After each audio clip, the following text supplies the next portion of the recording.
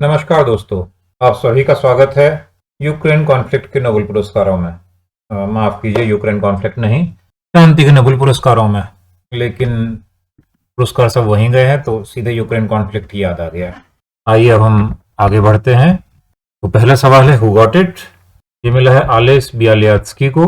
ये बेलारूस के human right activist हैं।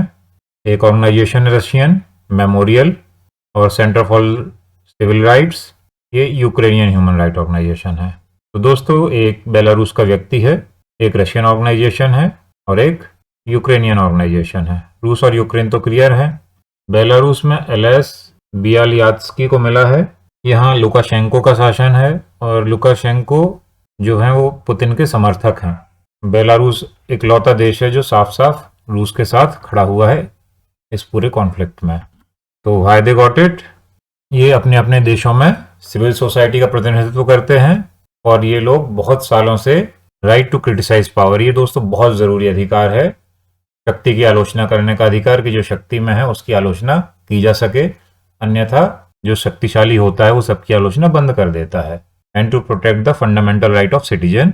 और इसके अलावा इन लोगों ने war crime, human right abuse और अब्यूज़ ऑफ पावर को डॉक्यूमेंट करने में भी महत्वपूर्ण भूमिका निभाई है। कुल मिलाकर ये लोग साथ में सिविल सोसाइटी का प्रतिनिधित्व करते हैं जो शांति और प्रजातंत्र के समर्थन में है। आइए अब हम इनके बारे में एक एक करके विचार करते हैं। सबसे पहले हमारे एलेस बियालियात्स्की बेलारूस के हैं। 1980 में बेलारूस में जो प्रजातंत्र के समर्थन में आंदोलन उभरा था उसमें इनकी महत्वपूर्ण भूमिका थी। इन्होंने एक ऑर्गेनाइजेशन की स्थापना की, वियासना, जिसे अंग्रेजी में स्प्रिंग कहते हैं।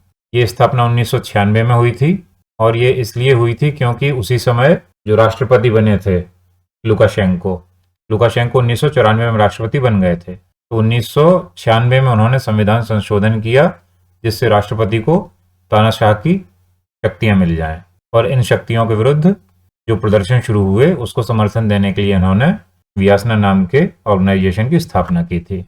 उनको 2011 से 2014 तक लगातार जेल में रखा गया और 2020 में जब एक बड़ा प्रदर्शन हुआ लुकाशेंको के खिलाफ तो इन्हें फिर से जेल में डाल दिया गया और अभी भी वो बिना किसी ट्रायल के, बिना कोर्ट में भेजे गए, बिना बचाव का मौका दिए गए जेल में ही है।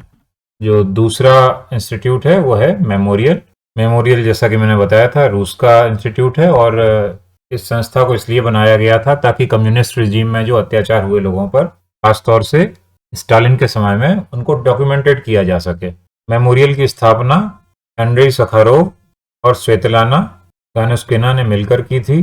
ये जो एंड्रेई सखारोव हैं ये पहले भी नोबेल पुरस्कार जीत चुके हैं। दोस्तों, ये जो मेमोरियल है ये इस मूल सिद्धांत पर आधारित है कि confronting past crime is essential to preventing new ones. मतलब अगर हम पुराने अपराधों का सामना करेंगे तो इससे नए अपराध भी रुकेंगे, क्योंकि इससे नए अपराधों को रोकने के लिए सीख मिलती है और समझ में आता है कि अत्याचार किस तरह से किए गए। जब चेचेनिया में रूसी हमला हुआ तो इस संस्था ने वहाँ वार क्राइम को डॉक्यूमेंट करने का काम किया और इससे नाराज होकर जो चेचेन राष्ट्रवादी थे उन्होंने वहाँ की जो हेड थी इसकी, नतालिया एस्तिमेरोवा, उनकी हत्या कर दी। और 2021 में जब माहौल गर्म होना शुरू हुआ तो रूसी अथॉरिटीज़ ने मेमोरियल को क्लोज करने का ऑफिशियल ऑर्डर दे दिया। लेकिन मेमोरियल के जो चेयरमैन हैं यान रेजनस्की, उन्होंने मेमोरियल को शट डाउन करने से मना कर दिया और सीधे सीधे कहा nobody plans to give up. तो मेमोरियल अभी भी संघर्ष कर रहा है, हालांकि सरकार को उसको अवैधानिक घोषित करके बंद किया जा चुका है। और हमारा तीसरा और अंतिम जो इंस्टीट्यूट है वह सेंटर फॉर सिविल लिबर्टीज। जैसा कि मैंने बताया था ये यूक्रेन की संस्था है। इसकी स्थापना कीव में 2007 में हुई थी और इसका काम था यूक्रेन में ह्यूमन राइट को एडवांस करना।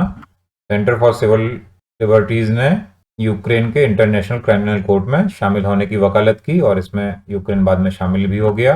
और जो 2022 फरवरी में इन्वेजन हुआ रशिया का, उसके बाद से ये रूस के वार क्राइम्स को डॉक्यूमेंट करने का लगातार प्रयास कर रहा है। दोस्तों, अगर ये वीडियो आपको पसंद आया हो तो इसे लाइक, शेयर और सब्सक्राइब जरूर करें और अंत तक साथ बने रहने के लिए आप सभी का बहुत बहुत धन्यवाद। Thank you.